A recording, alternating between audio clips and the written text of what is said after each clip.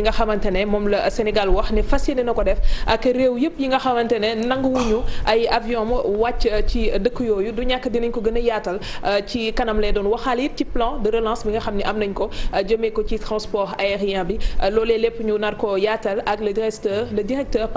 des transports aériens di Oumar Khassimou Dia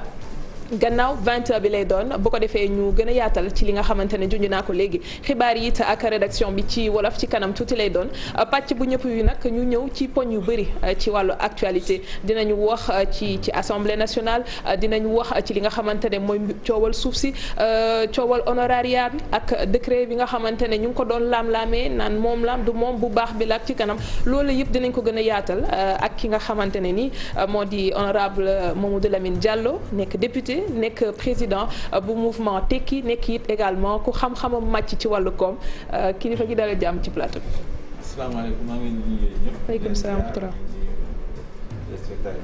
leen ñaanal yàlla mu musal ñu ci corona bi. waaw parce que là fa na ñuy jëkkee yaakaar naa léegi nag di leen encouragé. di leen félicité tamit seen taxawaay la presse ci xeex bi moom ñëpp gis nañ ko. jërëjëf Pape Djibril Fall maa ngi lay nuyu. maa ngi lay fay aram bu baax di nuyu kilifa gi nga xamante ni moom lañ dalal tey di nuyu sénégalais ñi seetaan si biir réew mi ak si bitim réew. di masawu ñi corona bi dal di jaale bu baax ñi nga xam ñoo ci ñàkk seen mbokk mais tey dama bëgg jaale aussi famille maam Cheikh Ibrahima Niass Mawlana Cheikh Ibrahima Niass bu Kaolack bi nga xam dafa ñàkk taawam moo génn àdduna muy soxna Fatima Zahra Niass ñu koy ziar famille Niass ak famille Cissé ak famille Kane yëpp bu Kaolack di ñaan suñu borom bu baax fa mu jëm gënal ko fi nga xamante ni fi la jóge allahumma amin ñu ñëw ci li nga xamante ne maa ngi ko doon wax sànq mu soxal loi d'habilitation bi nga xamante ne nii bañ ko doon waaj a jël sax xawoon na yiki tuuti coow bañ ko jëlee ba président doxal ba mu jeex ñuy xaar loi de ratification boobu ak léegi nag fan yi ñu génn rek assemblée seen session ordinaire tëj na loi bi moom fu ngeen ci toll wala texte yi ñëw na wala yeneen ci xalaat wala mënuñoo am ratification yi jamono ji ñu toll. waaw loi ordonnance yu président bi jël. effectivement vendredi yaakaar naa yónnee nañu ordonnance yi. d'accord. donc côté boobu mën naa ne respecté nañu. loi bi. léegi nag assemblée nationale moom mooy seet kañ la koy examiner mais jàpp naa ne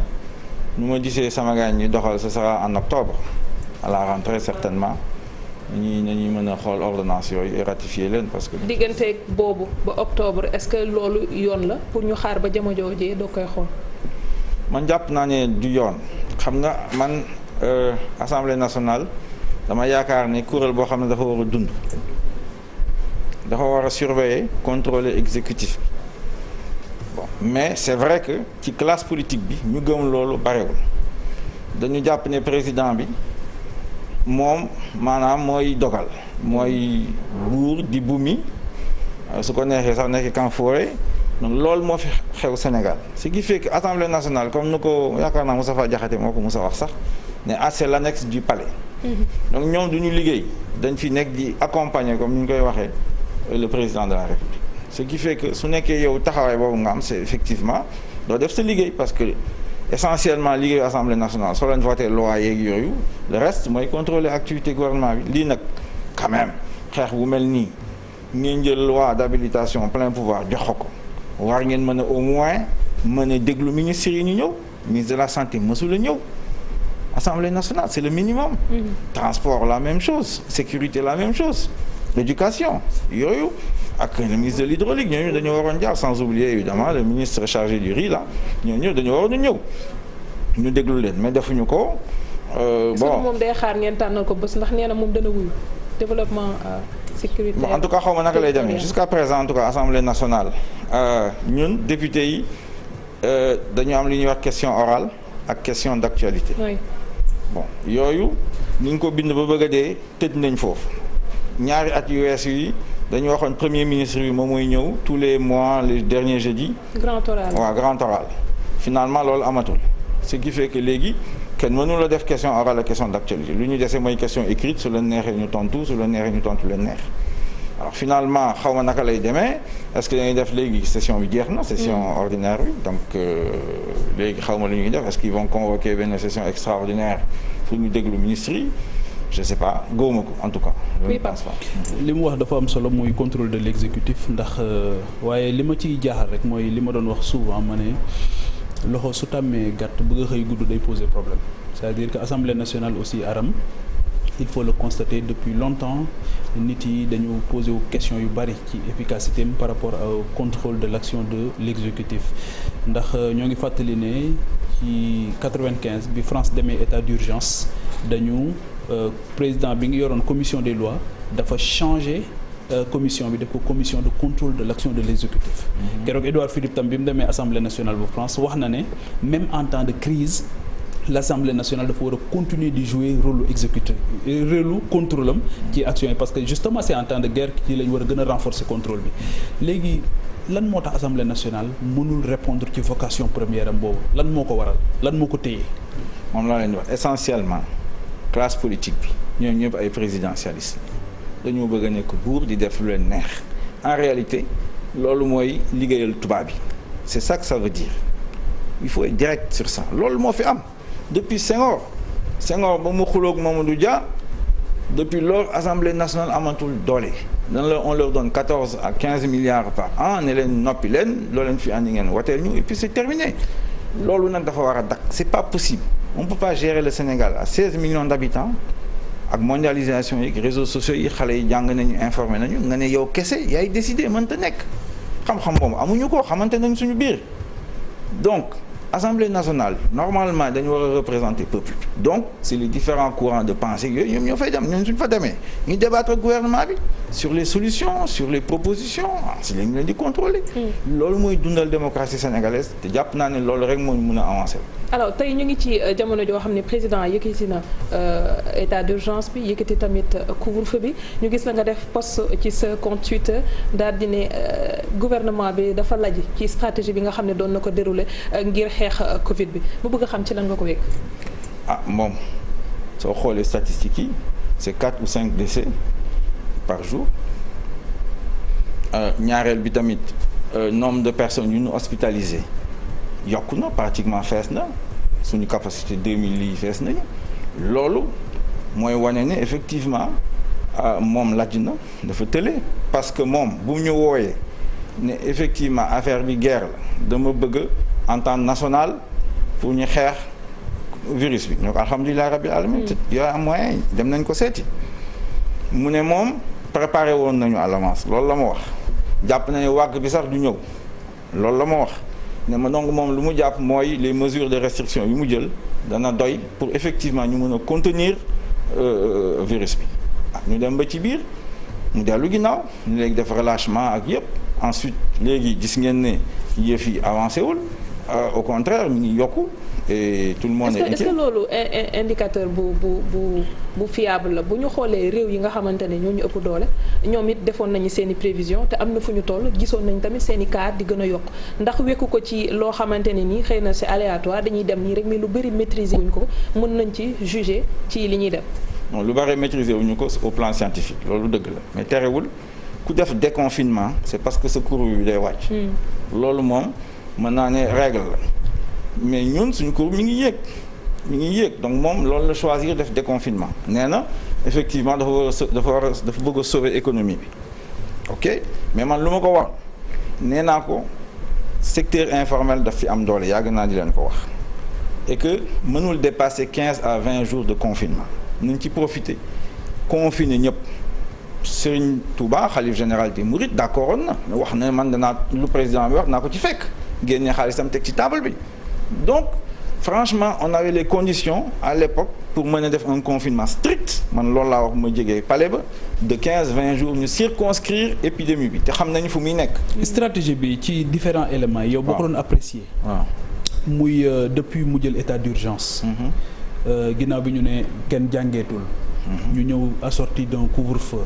jële ko 20 heures yóbbuwaat ko 23 heures. ba tey ji ñu dindi kii bi c'est-à-dire que fan nga gis impertinence ci stratégie boobu. d'abord couvre-feu bi pour man ça devait être total man confinement total la woote woon. confinement total pendant 15 ou 20 jours. est-ce que attan nañu ko confinement total. 15 20 jours nan lañ koy defee waaw. 15 20 jours non attan nañ ko tout le monde reste chez lui chez soi loolu la ñu wax. loolu mais nit ñi lan moo leen di dundal su boobaa ñi nga xam dañuy xëy di wuti lu ñu am. moom laa lay wax soo xoolee Sénégal secteur informel en général su ñuy jël seen vacances boobu tabaski ak yooyu di nga gis 15 jours yoo xam ne 15 20 jours yoo xam ne effectivement du ñu liggéey ah ak yeneen enquêtes yu ñu def ne pendant mën nañu tenir à peu près durant cette période ma yokk ci ne effectivement dañuy def ciblage yónnee leen xaalis cash transfert mën nañ ko def moo gën a yomb moo gën a gaaw moo gën a transparent pendant 20 jours Sénégal mën nga ko tëj après ça c'est impossible en tout cas ñun loolu la ñu gëm ñun waa Tekki loolu la ñu gëm waxtaan nañ ceeg waa CRD loolu la ñu gëm wax nañ ko bind nañ ko def nañ lu ñu mën léegi ñun accompagner nañ ko def nañ dem nañu fi ñu war a dem expliquer population bi ne xeex bi dafa war a am la maladie. léegi fi mu ne nii béy wéy na mbuus. mooy levé nañ état d'urgence waaw léegi levé nañ état d'urgence. jàpp naa ne delluwaat vers un semi-confinement wala vers un état d'urgence. c'est impossible. ce sera très difficile. mënu ko def amul crédibilité boobu. ñoo ngi commencé ñiy faatu ñoo ngi yokku. feebar baa ngi yokku fi mu ne nii même entre deux malades Aram on choisit le moins grave. pour internet bi parce que ça devient intenable capacité bi. léegi face à cette situation là yow lan ngay teg ci table ji en termes de proposition pour nga xamante ni mën nañu couper justement chaîne de propagation du virus. Écoute léegi lu ñu dese kenn ñaar yëpp moo ñu dese nag. ñaan yàlla bañ a dajeek virus bi ñaareel bi mooy les gestes barrières c'est tout loolu moo ñu dese gestes barrières yi. sol suñuy masque éviter am distanciation. léegi lan ngay xaar ci président de la République avec son gouvernement. non gouvernement bi moom xam nga ñoom seen crédit bi keroog bu ma demee sax wax naa ko man ne ko man gis naa say ministres yi sax ñoom suñuy génn télévision du ñuy respecter gestes barrières yi wax naa ko de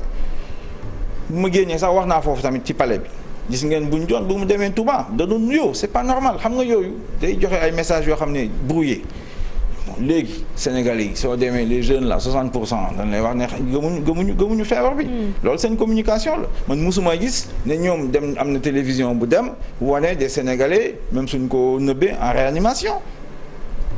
gisuma ko de peut-être am na donc yooyu dafa war a am pour expliquer aux populations que ne kii feebar bi virus bi lu am la.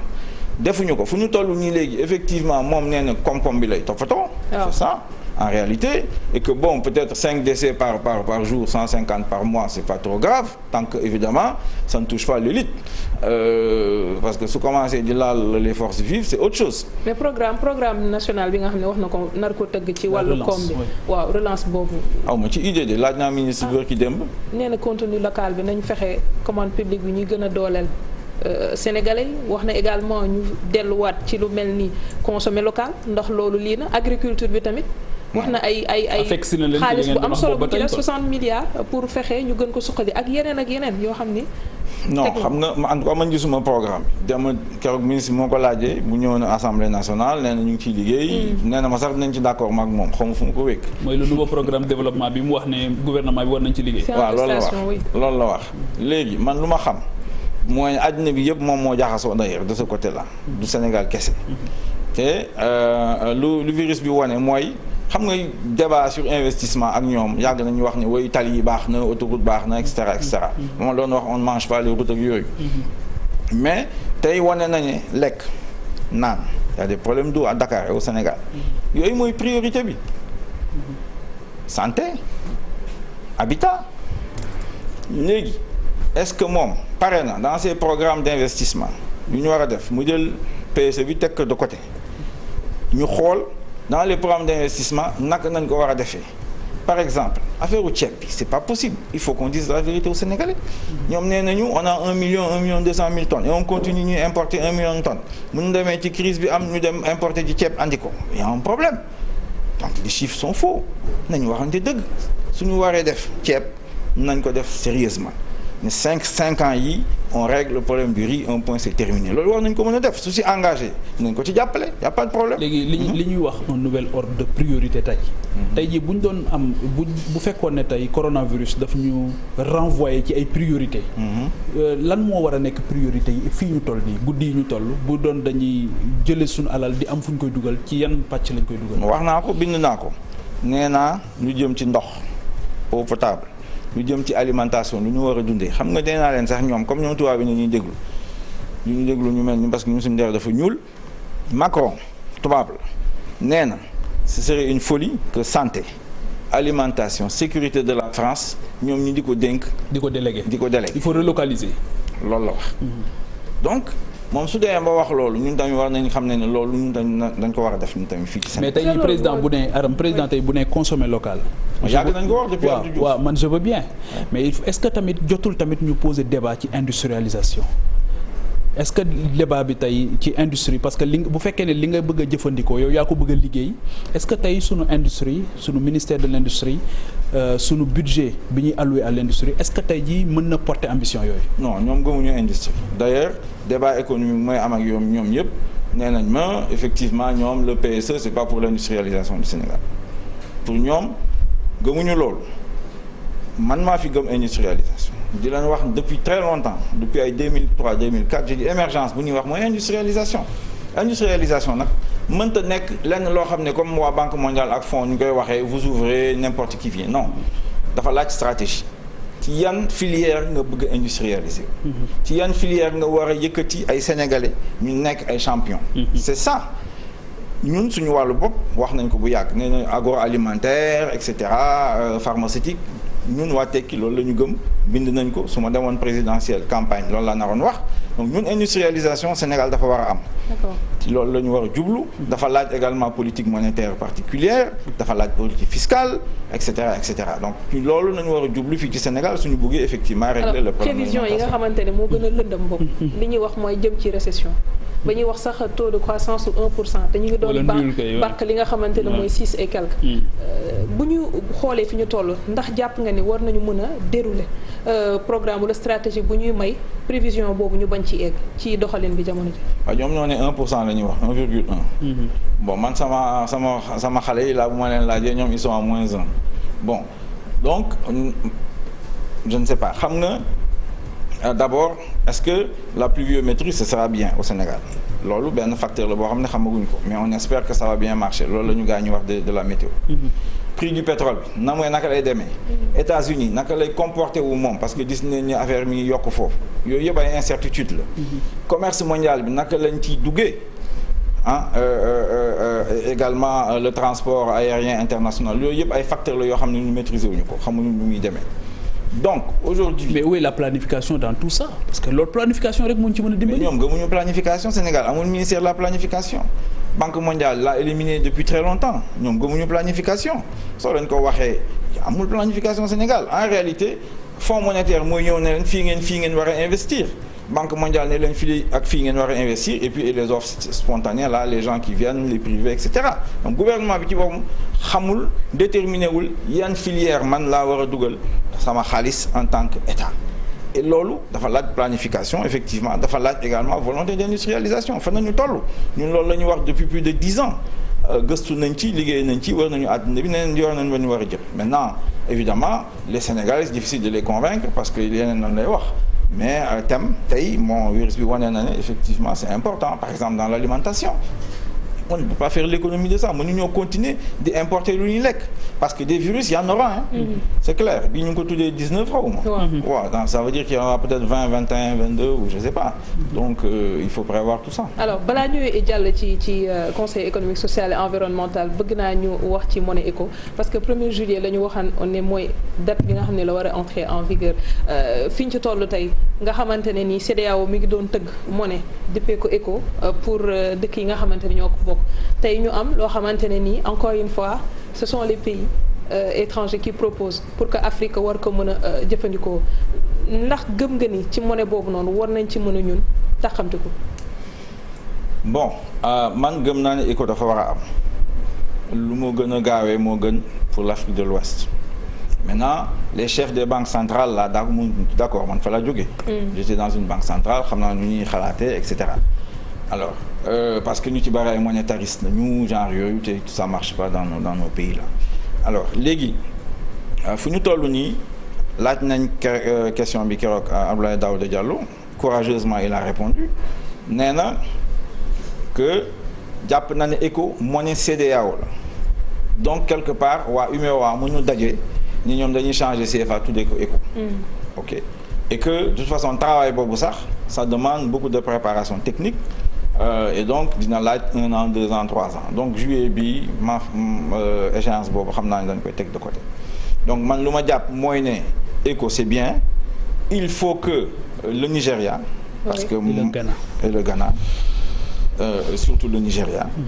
que ñoom qu'ils comprennent que c'est important et que l'ECO ça peut pas être la Naira n'est-ce pas et que les gens du franc CFA également aujourd'hui on a évolué peut-être ne d'accord nañu léegi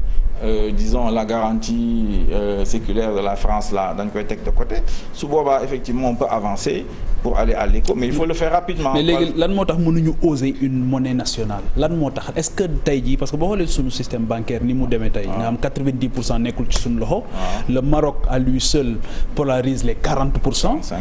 35-40%. danger boobu ndax ki contrôler sa finance contrôler woo dara bés bu ko neexee mu chantage la ak fi àdduna bi toll tey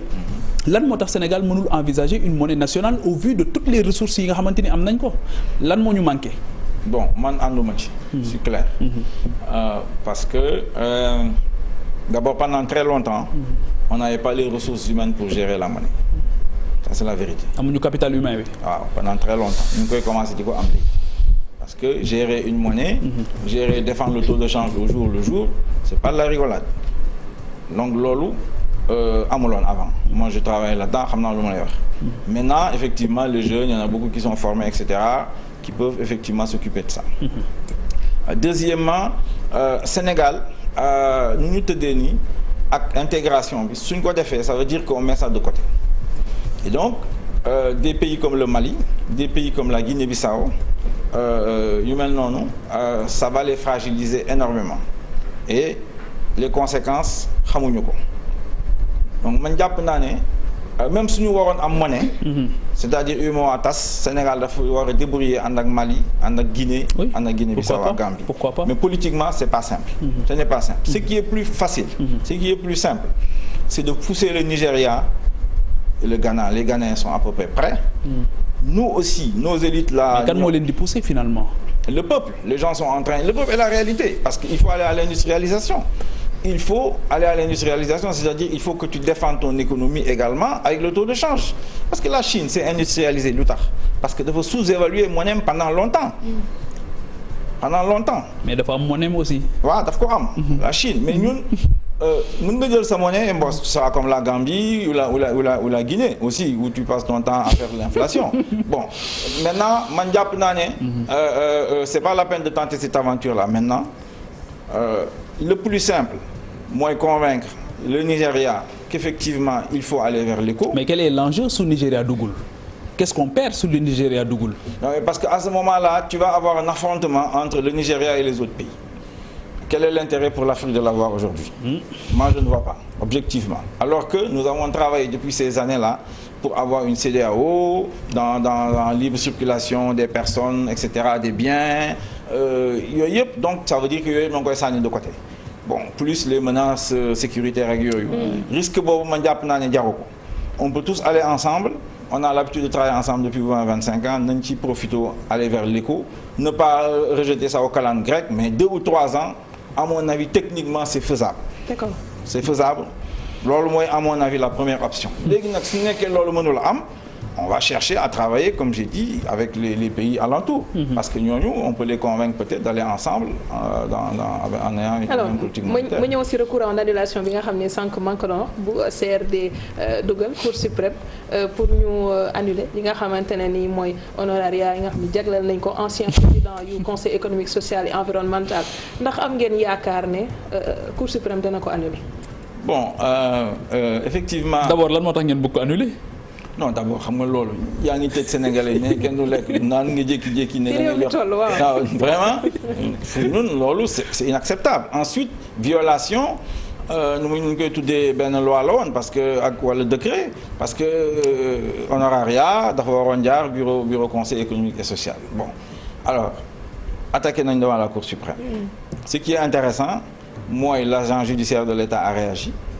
génneewaat beneen décret 964 troisième décret 964 quand même pour un état de droit comme le Sénégal publié ko dans le journal officiel du 19 juin donc après nous recours devant la Cour suprême léegi jàpp naa ne procureur bi war na woo quand même l'ancien le directeur général du Soleil moom il avait déjà benn décret de 964 boo xam ne manifestement il est faux mu wax ñu fu mu ko jëlee. ak ku imiter signature président de la République. alors dinañu ñëwaat si yow Mamadou Lamine Diallo ci kanam ñu def par défaut. jërëjëf Fatou Kiné Deme ñu dellusiwaat suñu gan di Mamadou Lamine Diallo jiite Tekki nekk également économiste maa ngi ko doon wax sànq ñu nekkoon ci décret bi soxal wàllu honoraria bu conseil économique social et environnemental maa ngi la doon laaj sànq ndax am ngeen yaakaar ci recours bi nga xam ne dugal ngeen ko mais yaa ngi woon ci Yakham Mbaye mi génne moom it décret doon wax it ne coow li jaru ko ndax mbir yi teg nañu ci yoon. waaw loolu la waxoon effectivement mais finalement bu ñu defee suñu recours AJE agent judiciaire de l'État def lu ñuy wax mémoire en défense ci biir mémoire bi mu génnee benn décret bu bees ak journal officiel du 19 juin muy ñetteelu 964 waaw bon comme bii jàpp naa ne AJE su ko génnee donc mën nañ jàpp ni bii mooy bu officiel bi mooy bu vrai bi bii moo am signature président de la République oui. donc yeneen yi c'est des faux donc bon waa yooyu kii directeur général Soleil bi moom donc bu mu génnee c'est du faux kilifa bu dee ñi moom nekk fi responsable enfin kilifa j'exagère d'ailleurs mais mën naa ne directeur général la muy génnee décret bu faux ak signature président de la République. mais tey tool loolu nan la mën a nekkee ci réew mi génne document boo xamante dañ ci apposé signature président ba pare ñu doxal quelques jours ñu ne ñu faux la. waaw mais parce que jàpp naa ne état de droit Macky Sall ci boppam gëmu ko moom la mu gëm mooy moom bëgg-bëggam rek donc nu ñuy doxalee respecter loi gis nañ ne depuis toutes ces années là moom lu ko neex rek lay def gis nañ ko ci affaire Petro-Tim bi gis nañ ko ci affaire suuf si également il y a beaucoup de choses yoo xam ne c'est pas normal nit ki mënuloo dem am ci benn ay villageois benn commune ñu jox la autorisation du conseil municipal. waaw dañ la ne da nga ko war a liggéey tuuti nga door a am bail et cetera nga am titre foncier mënoo tëb yooyu yëpp tout de suite am titre foncier yooyu c'est des violations de la loi domaine public maritime bi donc fii moom daf fi sax moom. violer loi moom lu la neex na ñuy def am na kenn sax ci ñoom bu may wax faral souvent di ma wax ne Mamadou Lamine ñu ñoo nekk au pouvoir lu la neex na ñuy def loolu nag. ah bon loolu am na ci réew mi. oui oui non loolu lañ may wax waa APR yi mais loolu jàpp naa ne dañu juum réew bi état de droit moo ko mën a doxal. mu am ay constitution am ay loi ñu di leen di respecter am effectivement ay décret yoo xam ne qui respectent la loi. loolu nag wane na ne affaire honoraria bi léegi nag est-ce que ñun cour suprême bi dinañu jox dëgg nee naa leen suñu waree dem 65 fois en justice nañ dem mais 66e fois bi nañu gañ. très bien inchallah. merci beaucoup Mamadou Lamine Diallo le président du mouvement Tekki la page publicitaire.